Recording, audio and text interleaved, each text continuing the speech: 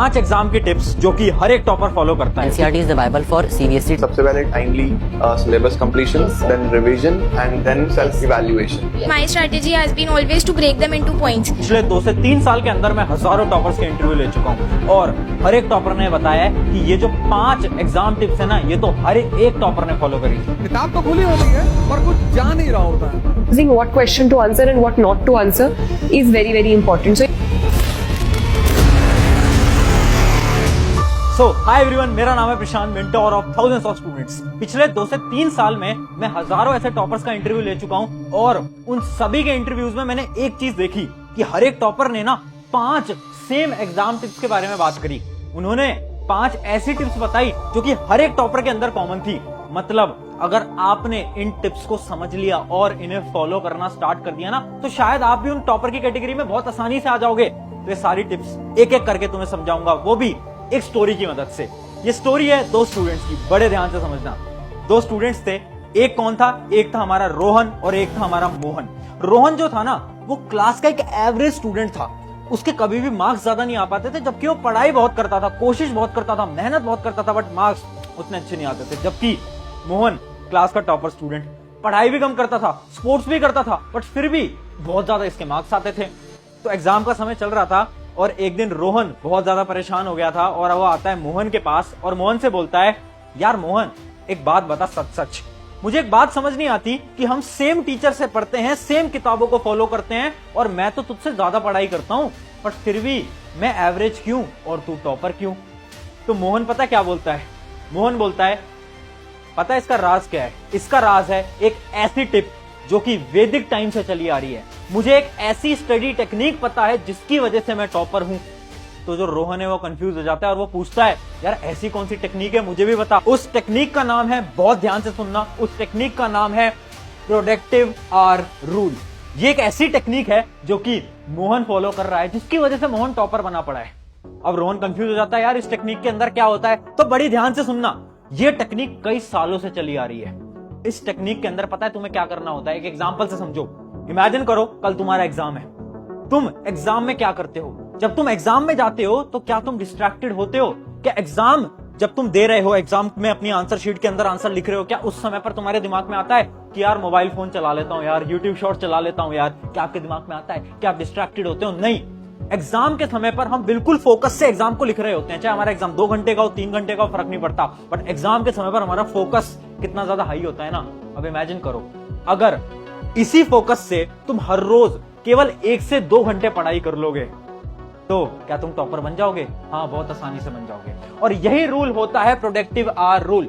इस टेक्निक के अंदर आपको क्या करना है ना, आपको हर रोज 1 से 2 घंटे एकदम हाई प्रोडक्टिविटी के साथ पढ़ाई करनी होती है। मतलब उस 1 से 2 घंटे के अंदर आपको क्या करना है? आप एग्जाम के अंदर कैसे जाते हो? क्या मोबाइल फोन लेकर जाते हो? नहीं ना। उसी प्रकार से जब आप ये 1-2 घंटे पढ़ने बैठ रहे हो ना, तो आपको क्या करना है? मोबाइल फोन को दूर रख देना है, पानी की बोतल साथ लेके बैठना है, जो आपका रूम है उसमें दरवाजे की कुंडी लगा देनी है, किसी को अंदर नहीं आने देना है। वो जो 1 से 2 घंटा होगा आप डिस्ट्रैक्टेड नहीं होगे।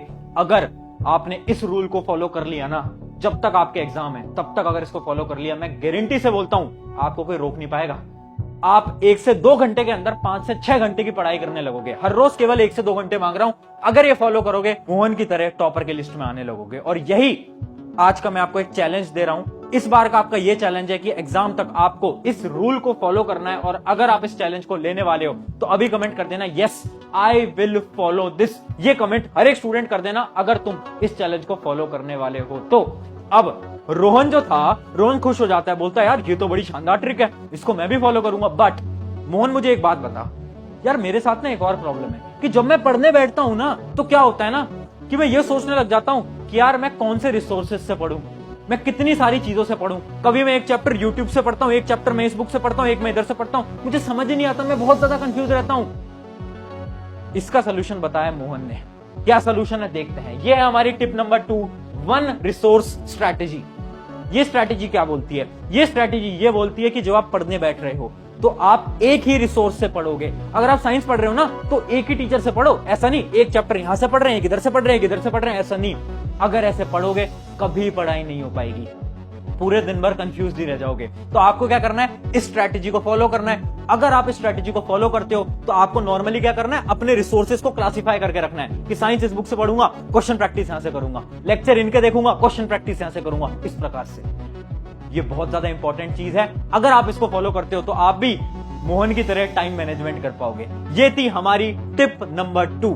अब देखो, आगे बढ़ने से पहले एक इंपॉर्टेंट चीज मैं आपको बता देता हूं यार। हर एक स्टूडेंट की ना एक बहुत बड़ी समस्या है। समस्या क्या है ना कि इमेजिन करो आप एक कॉन्सेप्ट को पढ़ रहे हो, आपका एग्जाम का टाइम चल रहा है और रात हो रही है, दिन हो रहा है, या कोई भी टाइम हो रहा है और वो कॉन्सेप्ट आपको समझ नहीं आ पा रहा। तो उस समय पर क्या होता है?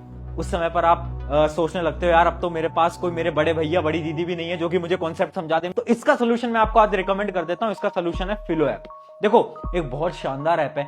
इस ऐप के थ्रू आप क्या कर सकते हो, 60 सेकंड्स के अंदर अपने पर्सनल ट्यूटर से कनेक्ट कर सकते हो। मतलब इमेजिन करो रात के 10 बज रहे हैं, आपको एक मैथ का कॉन्सेप्ट समझ नहीं आता, आपको क्या करना है, फिलो ऐप पे जाना है और 60 सेकंड्स के अंदर अपने पर्सनल ट्यूटर से कनेक्ट करना है और उनसे अपनी सारी प्रॉब्लम्स के सोल्यूशन ले लेने हैं।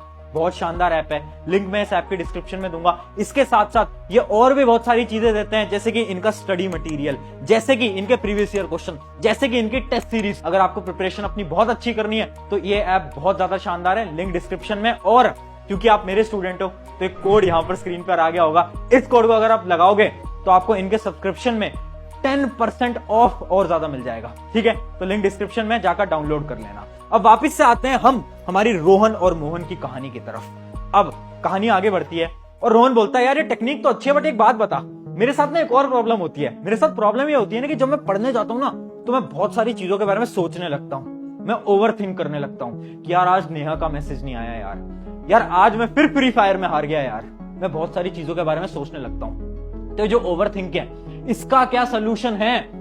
तो पता है मोहन क्या बोलता है? मोहन बोलता है यार ध्यान से सुन, एक एग्जांपल से समझाता हूं और ये एग्जांपल मैं आपको भी दे रहा हूं। आपको क्या करना है, मैं एक टेक्निक आपको बताने वाला हूं, एक आपको मैं इमेजिन कुछ चीज करा रहा हूं, ध्यान से समझना। अगले 3 सेकंड के लिए आपको अपने माता पिता के बारे में नहीं सोचना है, आपको अपने पेरेंट्स के बारे में नहीं सोचना है। 1 2 3 क्या हुआ? जैसे ही मैंने बोला कि आपको अपने माता पिता के बारे में नहीं सोचना है, उस समय पर आपको अपने दिमाग के अंदर आपके पेरेंट्स की इमेज दिखने लगी होगी, दिखने लगी थी ना। जबकि मैंने तो आपसे ये बोला था कि आपको अपने पेरेंट्स के बारे में नहीं सोचना है, बट फिर भी आपने सोचा। क्यों? क्योंकि ऐसे ही आपका दिमाग काम करता है। जो चीज आप इस दिमाग को ना करने के लिए कहोगे ना, वही चीज ये दिमाग करने वाला है। आप इसको बोलोगे ना कि यार फ्री फायर मत खेल, ये वही करेगा। अगर आप इसको बोलोगे ओवर थिंकिंग मत कर, ये वही करेगा। और यही होती है ह्यूमन साइकोलॉजी। तो इसका क्या रिप्लाई है, इसका क्या आंसर है, ध्यान से समझना। ये जो समस्या है ना ओवर थिंकिंग की, इसका एक बड़ा ही सिंपल सा सोल्यूशन है। जब भी आप ओवर थिंक कर रहे हो, अपनी एक नोटबुक लेकर बैठो और उस पे जो जो चीजों के बारे में आप सोच रहे हो वो लिख दो। सिर्फ 5 मिनट लगेंगे, सिर्फ 5 मिनट लगेंगे। अगर आपने सारी चीजें लिख दी तो आपके दिमाग से वो सारी ओवर थिंकिंग चली जाएगी। बट अगर आपने खुद से बोला ना यार सोचना बंद करो और पढ़ाई करते हैं, आप कभी नहीं पढ़ पाओगे, कभी नहीं पढ़ पाओगे, क्योंकि ऐसे ही आपका दिमाग काम करता है। आपको क्या करना है, जितनी भी प्रॉब्लम है सारी लिख दो, उसके बाद पढ़ना स्टार्ट करो। देखना आप सारी चीजों के बारे में सोचना ही बंद कर दोगे। ट्राई करके देखना, बहुत ज्यादा इंपॉर्टेंट है। अब वापस से आते हैं स्टोरी की तरफ। अब बोलता है यार रोहन की यार ये तो बड़ी शानदार टेक्निक है मोहन, यार मजा आ गया टेक्निक सुन के तो। अच्छा एक बात और बता यार, जब मेरे एग्जाम्स पास आते हैं ना तो होता क्या है ना, मैं बहुत ज्यादा डिमोटिवेट हो जाता हूँ, क्योंकि मैं अपने दोस्तों को फोन करता हूँ और मैं उनसे बोलता हूँ यार तेरा कितना सिलेबस हुआ, तो वो बोलते हैं यार हम तो पूरा हो गया हमारा, तो हम तो रिवीजन कर रहे हैं, और उसके बाद मैं डिमोटिवेट हो जाता हूं। तो इसका क्या सोल्यूशन है? इसका सोल्यूशन देखते हैं। अगला हमारा पॉइंट है फेक फ्रेंड से बचो। ये है हमारी टिप नंबर 4। देख मोहन क्या बोलता है रोहन से कि भाई एक बात ध्यान से समझ लेना, ये जो दोस्ती होती है ना, ये एग्जाम से पहले और एग्जाम के बाद बहुत अच्छी लगती है, बट एग्जाम के दौरान अच्छी नहीं लगती। क्योंकि कुछ आपके ऐसे दोस्त होंगे जो कि आपसे ये बोलेंगे कि यार मेरा तो पूरा सिलेबस हो गया, जबकि उनका कुछ भी नहीं हुआ होता, बट फिर भी वो आपको डराने के लिए बोलते हैं। जबकि कुछ दोस्त आपसे ये बोलेंगे मैंने तो अभी पढ़ना ही शुरू नहीं करा। इससे क्या होगा, इसको आपको लगेगा कि यार कोई भी नहीं पढ़ रहा, मैं अकेला पढ़ के क्या करूंगा। दोनों ही फ्रेंड्स आपके लिए बेकार हैं। एग्जाम से पहले दोस्त से बात करो, बाद में बात करो। एग्जाम के दौरान सिर्फ और सिर्फ फोकस अपनी पढ़ाई पे करो।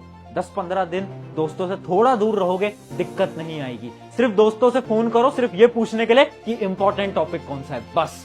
इसके अलावा कोई और बात नहीं करनी, इसके अलावा कुछ और नहीं पूछना। ये थी हमारी टिप नंबर 4, फेक फ्रेंड से बचना पड़ेगा। अब रोहन बहुत ज्यादा खुश हो जाता है और वो मोहन के पास आता है, यार क्या मस्त टेक्निक्स बताई हैं। अच्छा चल मेरा एक लास्ट डाउट बता दे। यार मेरे साथ क्या होता है ना कि जब मैं एग्जाम हॉल में जाकर बैठता हूं ना, तो होता क्या है ना, मैं चीजों को भूलने लगता हूँ। मैं सब पढ़ के आया था, मैं सब याद करके आया था, बट एग्जाम हॉल के अंदर पता नहीं मुझे क्यों नहीं